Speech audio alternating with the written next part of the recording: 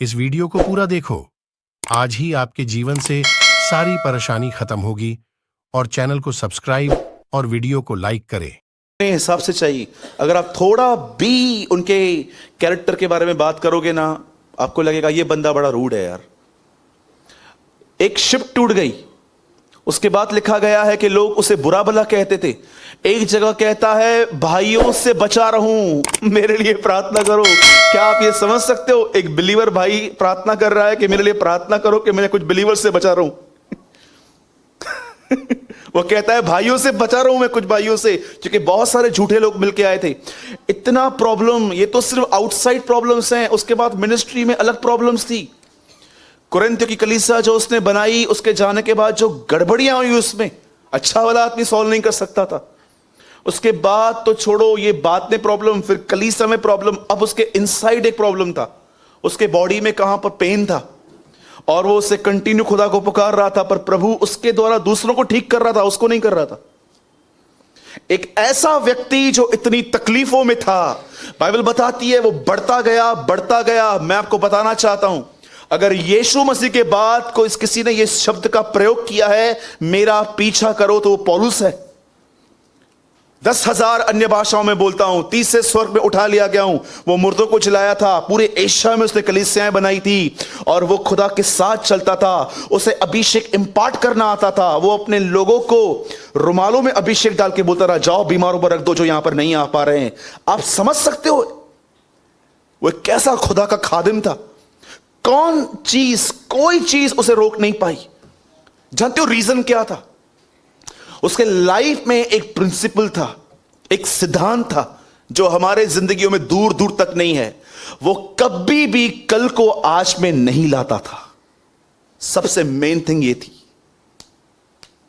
आज आप लोगों से मिलो, वो आपको पास्ट के लिए बहुत कुछ बताएंगे। यार ऐसा हुआ ऐसा हुआ ऐसा हुआ। Brother I am completely agree, आपके साथ बुरा हुआ, पर इसको होल्ड करके क्यों पकड़ा है तूने? इतने सारे लोग हैं, इसलिए वो कहता है जो बातें हो गई मैं उन्हें भूल कर मैं आगे की ओर दौड़ता हूं। मैं अपने निशाने की ओर दौड़ा चाहता हूं। मैं उस इनाम को पाना चाहता हूं जिसके लिए प्रभु ने मुझे पकड़ा था। कितने लोग हैं जो से ग्रिप करके रखते हैं अपने आप को? हां, यीशु मसीह ने कहा जब तुम प्रार्थना करो और जब तुम परीक्षा में पड़ जाओ तो कहो हमें बुराई से बचा। क्यों? क्योंकि राज्य पराक्रम तुझे ही ताकत है बचाने की हमें। कितने लोग हैं यहां पर, मुझे सच बताइए, खुदा को कहते हैं खुदा ये विचार छोड़ नहीं रहे मुझे कुछ। मैं परीक्षा में पड़ जाता हूं, घंटों भर कुछ सोचता रहता हूं। जब बुराई में न ला, परीक्षा में न ला, परंतु बुराई से बचा। यीशु कहता है परीक्षाएं आएंगी, पर खुदा से कहो उस परीक्षाओं में बुराई न करूं, क्योंकि राज्य पराक्रम, इंग्लिश में लिखा गया है पावर। प्रभु मैं प्रार्थना करता हूं मुझे बचाइए, क्योंकि आपके पास ही ताकत है मुझे बचाने की। Kingdom, power, glory belongs to you, O God the father. मैं आपसे पूछना चाहता हूं, कितने लोग हैं जो खुदा से कहते हैं प्रभु बहुत सारी चीजें मुझे पकड़ती हैं, होल्ड करती हैं।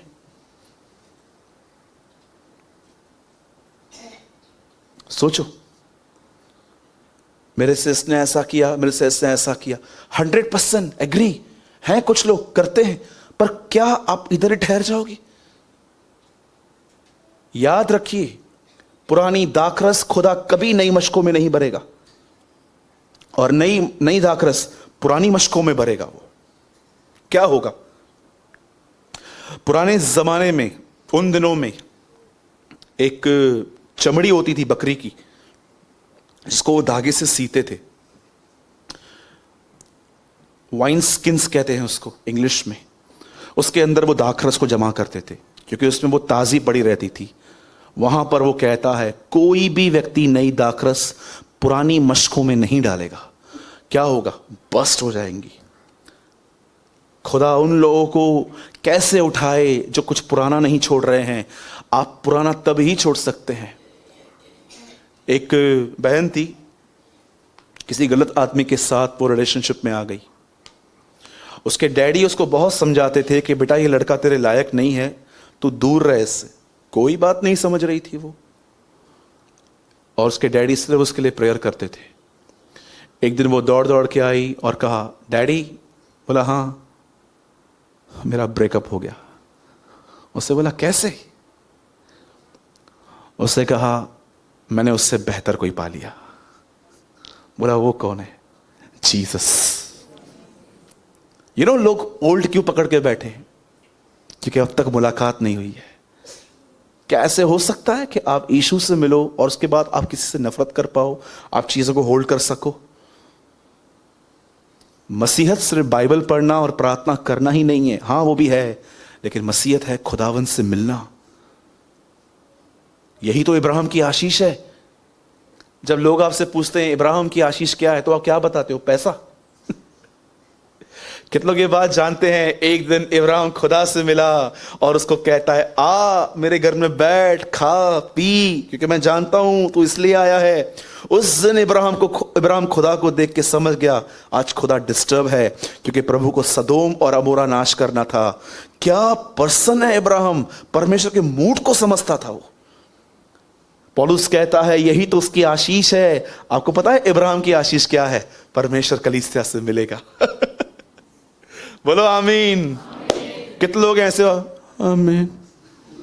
ऐसे मत बोलो, हमारा आमीन भी मरा हुआ है। कितने लोगों ने पढ़ा है मरे हुए कामों से दूर रहो? बोलो मरे हुए काम। अच्छे काम बुरे काम सुने थे, नया नियम मरे हुए काम भी बताता है। बोलो मरा हुआ काम। जानना चाहते हैं मरे हुए काम क्या होते हैं? पैसा दो नहीं तो आशीष नहीं मिलेगी। आंटी दो।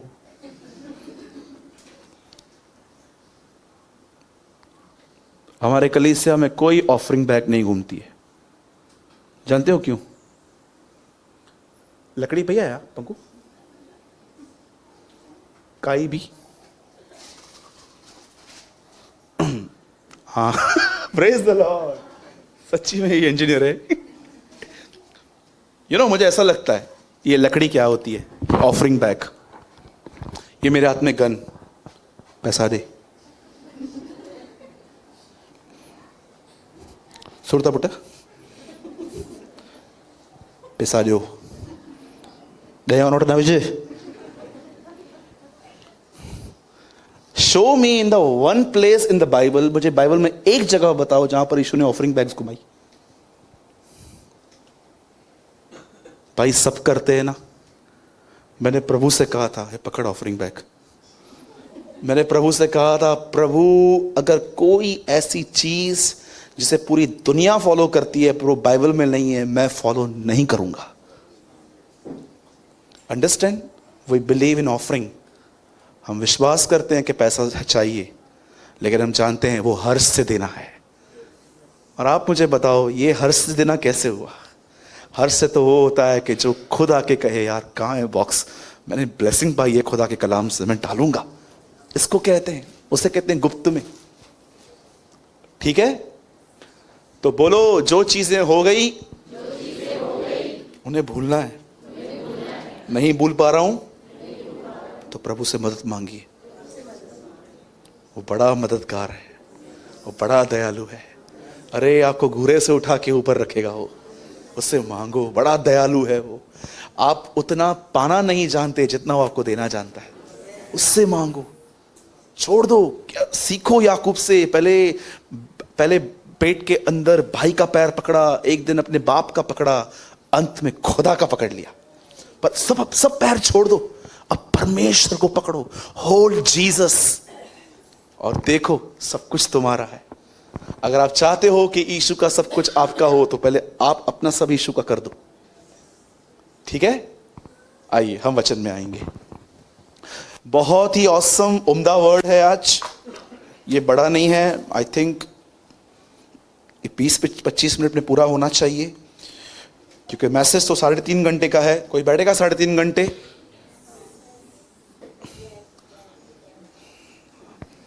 दिख रहा है मुझे।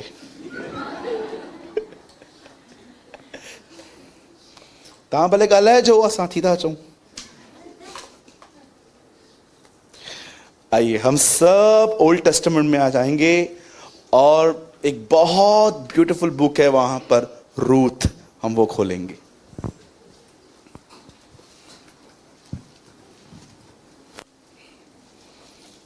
ये उत्पत्ति के बाद आता है। हाँ, न्यायों के बाद आता है। अच्छा, मैं भूल गया था।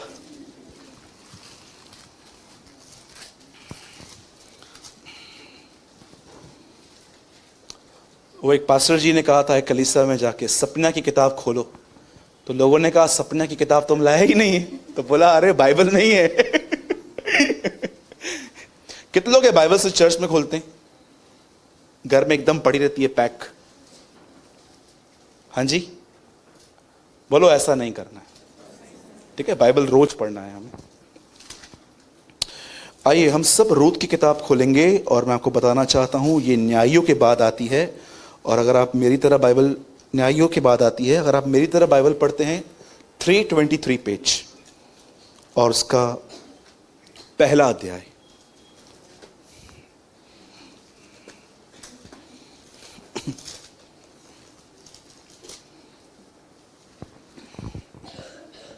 इससे पहले कि आप इस वचन को सुने, मैं उससे पहले इस वचन के लिए कुछ बताना चाहता हूं। बाइबल के इतिहास में बहुत बार अकाल आया है, सो मैनी टाइम्स।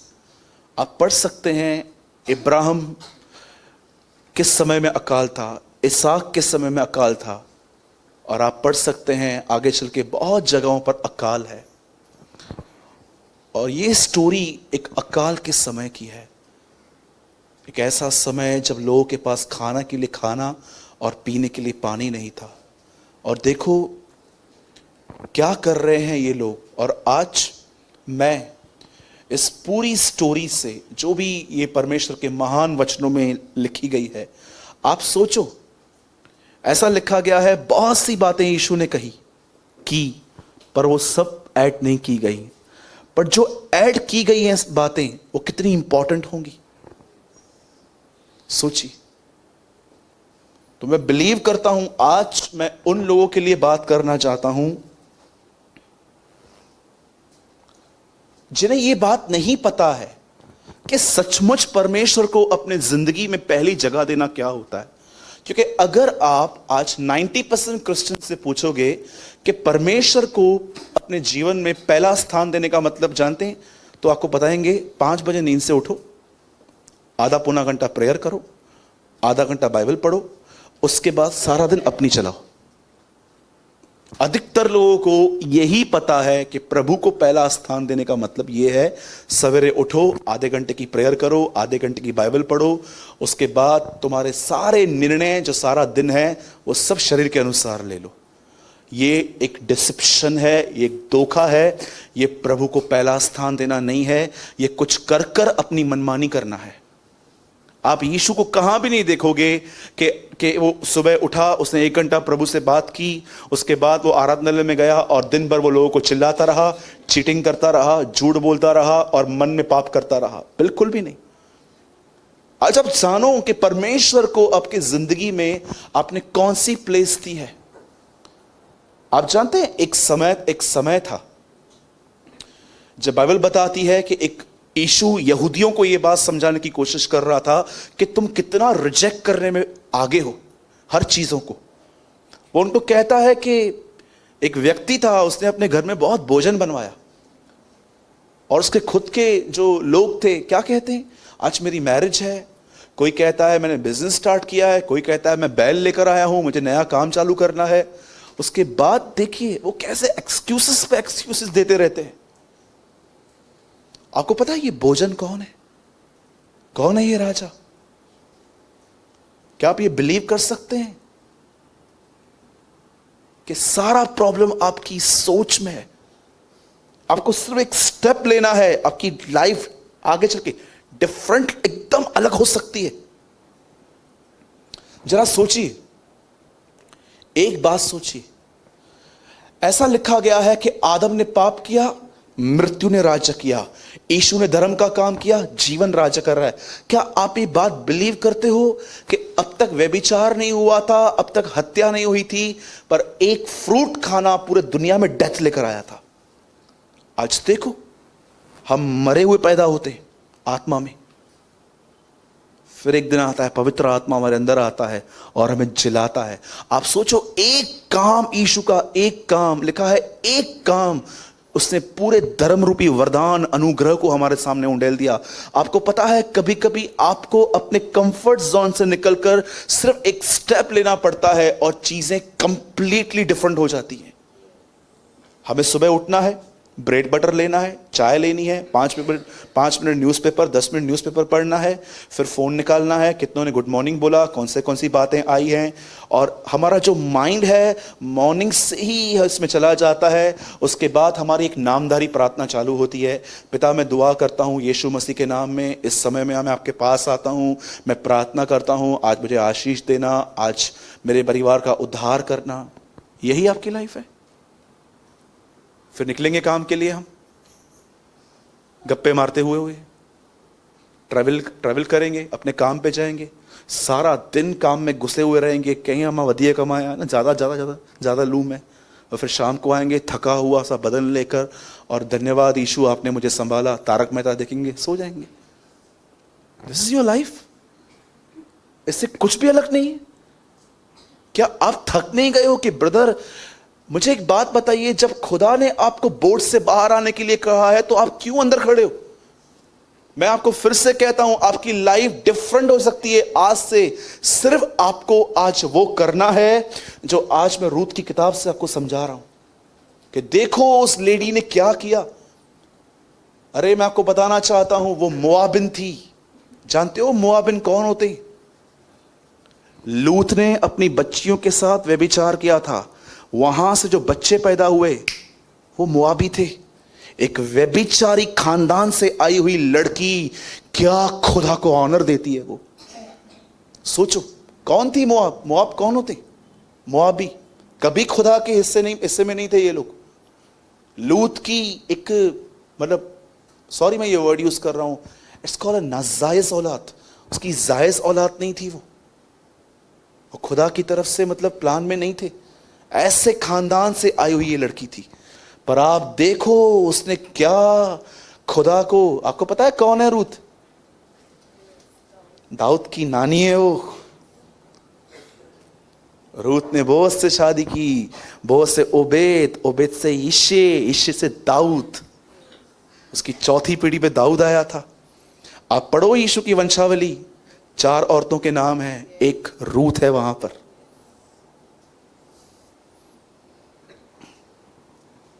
अगर आज कुछ न्यू लर्न करना चाहते हो अपने लाइफ में तो बड़े ध्यान से बैठो।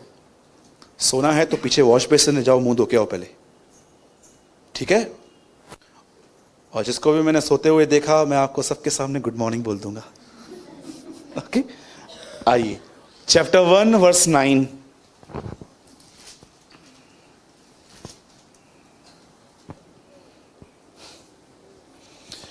यहोवा ऐसा करे कि तुम फिर पति करके उनके घरों में विश्राम पाओ। तब उसने उनको चूमा और वे चिल्ला चिल्ला कर रोने लगी। Better English. I pray that the Lord will help each of you find a husband and a good home. Naomi kissed her daughters-in-law and they all started crying. Hindi में लगाइए ब्रदर। यहोवा ऐसा करे कि तुम फिर पति करके उनके घरों में विश्राम पाओ। तब उसने उनको चूमा और वे चिल्ला चिल्ला कर रोने लग गई। आइए सब अपनी अपनी बाइबल में मेरे 3 गिनने के बाद जोर से ये कलाम पढ़ेंगे अपने लिए। 1 2 3।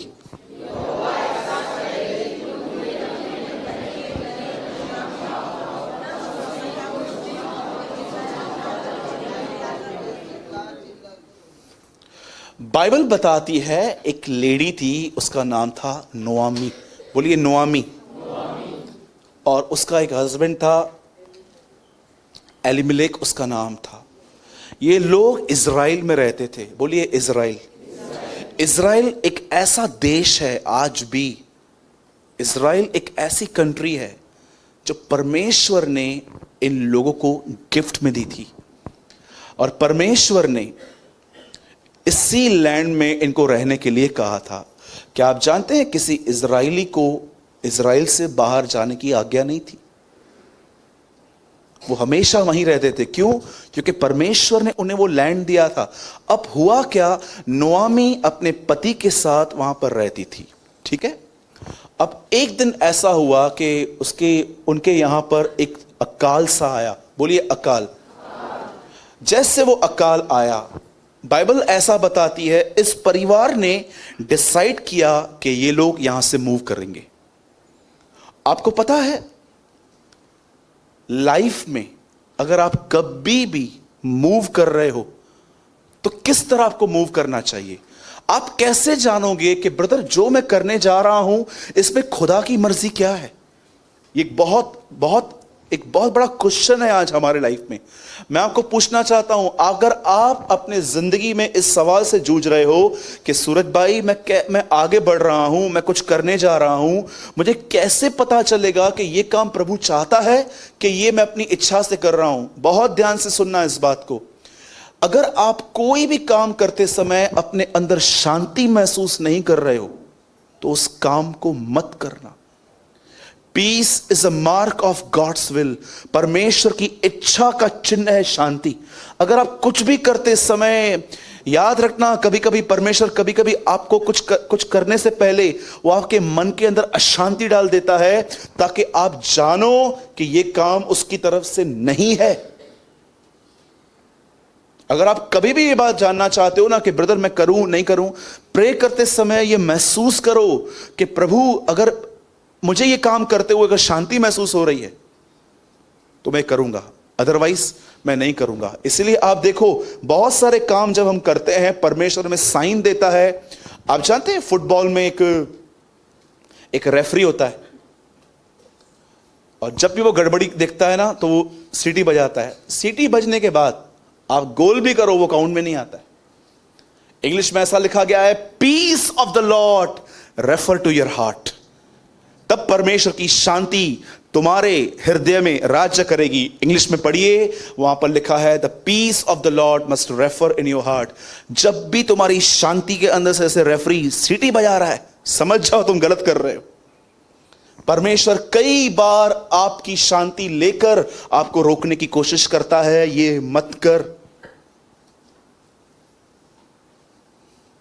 एक बार मुझे ऑफिस में कुछ सामान चाहिए था, तो जो आदमी लेकर आया उसने मुझसे पूछा कि साहब कहाँ लेकर आऊं? तो मैंने उसको बताया, आरकेटी के यहाँ कॉलेज है, वहां लेकर आ जाओ। वो लेकर आया तो मैंने उससे पूछा कितना दूं मजदूरी?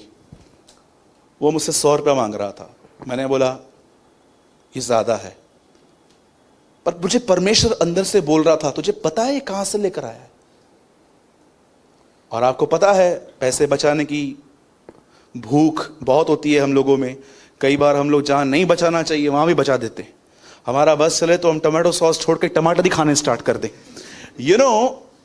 मैंने 80 रुपए उसको दे दिए, और मैं देख रहा था मुझे अंदर में अनपीस था। प्रभु ने कहा उसने जितना मांगा है दे, ये उसकी मेहनत है, मजदूर को उसकी मजदूरी मिलनी चाहिए। बाइबल बताती है, दावने वाले बैल का मुंह मत बांध। पुराने नियम में इज़राइल को एक आज्ञा थी कि जब तुम लोग बैल को चलाओ तो उसके मुंह को मत बांधो, थोड़ा थोड़ा घास उसको भी खाने दो। और मैंने उस आदमी को बुलाया, मैंने कहा भाई इधर ये ले, और जैसे मैंने उसको 20 रुपया दिया, मेरी शांति मेरे पास लौट आई। अदरवाइज मैं एक रिग्रेट लेके चलता कि मैं एक्चुअली एक कंजूस व्यक्ति हूं, और मैं एक ऐसा व्यक्ति हूं कि मैं लोगों के हक को खा रहा हूं। आप जानते हैं इस बात को, जो भी लोग आपसे अन्याय करते हैं, ऐसा लिखा गया है, और जो अन्याय आपके साथ हुआ है, मैं आपको सच कहता हूं, आप बोलो या ना बोलो, आपकी चिल्लाहट खुदा तक पहुंचती है, उसके पास पहुंचती है। इन लोगों ने बगैर परमेश्वर से पूछे इज़राइल छोड़ दिया, और जैसे ये इज़राइल में गए, यहां से निकले, क्योंकि इनके पास अकाल आया हुआ था। आप बिलीव करते हैं वो क्यों गए वहां से? उसका रीजन क्या था? आपको मसीह में दो प्रकार के लोग मिलेंगे, एक पूरी तरह विश्वास से जीते हैं और दूसरे अपने सेंसेस से जीते हैं। मुझे लग रहा है कि मैं ये करूं, मुझे लग रहा है मैं ये करूं। उन्हें लगा कि हमें यहां से निकलना चाहिए और वो निकल गए। अपने सेंसेस से मत जियो। 413 किलोमीटर की रफ्तार से ऐसा कहा जाता है कि ये दुनिया दौड़ रही है, लेकिन फिर भी आप में से कोई इसे महसूस तक नहीं कर पा रहा। और सूरज जो रुका एक ही जगह पर है, पर आपको दिखाई देता है वो घूम रहा है, वो घूम भी नहीं रहा है। क्यों? एक ऐसी चीज जो दौड़ रही है पर महसूस नहीं हो रही है, पर एक ऐसी चीज जो खड़ी है पर महसूस हो रही है, वो दौड़ रही है। खुदा टीच करता है अपने लोगों को, अपने सेंसेस से मत जियो, मेरे कलाम से जियो, मेरे वचन से जियो। इससे बड़ी कोई मैनुअल बुक ही नहीं है आपके पास कि हमें कैसे जीना चाहिए। और बाइबल बताती है कि वे परमेश्वर के उस नगर से निकलकर एक जगह पे जाके रह गए, और बोलिए उस नगर का नाम था मोआब। बोलिए मोआब। और जैसे वो वहां पर गए, इस औरत के दो बच्चे थे, मिलियन एंड किलियन, और उसने उन मोआबिन लड़कियों से उसकी शादी करवाई। बाइबल ऐसा बताती है कि सबसे पहले नोआमी का पति मर गया, उसके बाद उसके दोनों बेटे भी मर गए। कोई बात याद आ गई? एक पति मर गया, दोनों बच्चे भी मर गए। वो अकेली हो गई बेचारी। अब उसके सिर्फ दो पति थे, सॉरी उसके दो बहुएं थी। बाइबल ऐसा बताती है एक परिवार ने वहां पर मूव किया, सब जेंट्स मर गए। अब ये 3 औरतें, इसकी 2 बहुएं और ये 7 रहती हैं। बाइबल ऐसा बताती है कि उस औरत ने, उस बहन ने अपनी बहुओं को ऐसा कहा, यहोवा ऐसा करे कि तुम फिर पति करके उनके घरों में विश्राम पाओ। तब उसने उनको चूमा और वे चिल्ला चिल्ला कर रोने लगी।